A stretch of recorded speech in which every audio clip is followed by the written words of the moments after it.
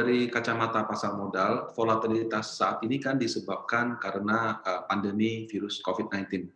Nah, jadi bagaimana perkembangan daripada COVID-19 ini yang menjadi perhatian utama di pasar modal. Dan sekali lagi kalau dari pasar modal, yang kami lihat terutama adalah perkembangan di Amerika Serikat. Nah, saya ingin menunjukkan data dari Worldometer, kalau memungkinkan bisa ditampilkan di layar CNBC. Sudah bisa, Bu? Langsung Ya. diteruskan saja, Pak. Nah, ya. Jadi ini adalah yang saya ambil dari Worldometers, update harian daripada perkembangan virus corona. Dia bisa pilih per negara, nah saya pilih yang Amerika Serikat.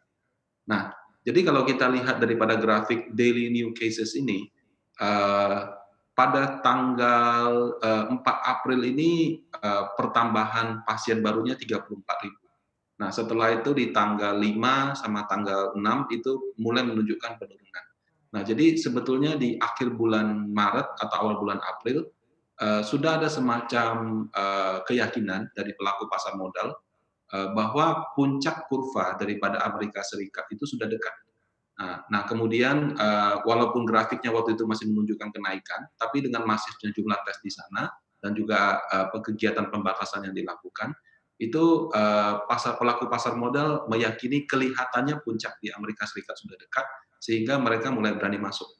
Nah, kemudian untungnya di tanggal 5 dan 6 kurvanya ada penurunan. Nah, karena ada penurunan itu semakin mengkonfirmasi bahwa kelihatannya puncak kurva sudah terjadi di US. Nah, apakah puncak kurva itu berarti masalah selesai? Tidak, tetap akan ada pasien baru, dan kalau misalnya penanganannya kurang baik, ya mungkin tetap saja akan tetap ada yang meninggal. Tapi kalau puncak kurvanya sudah terjadi, berkaca di China, di mana mereka puncak kurvanya di sekitar pertengahan Februari, di Maret akhir mereka sudah relaksasi. Nah, jadi kalau misalnya dia adalah 1 sampai 1,5 bulan daripada puncak kurva, harapannya ya mungkin 1 sampai 1,5 bulan dari sekarang, ekonomi terbesar di dunia itu sudah bisa relaksasi pembatasan sosialnya. Nah, itu kalau dari sudut pandang pasar modal, kira-kira akhir daripada corona ini sudah bisa diperkirakan. Jadi ini yang menurut kami mengapa pasar modal itu prospeknya sudah harusnya bottom-nya sudah lewat. Kalau menurut kami bottom-nya itu seharusnya di level 4.000.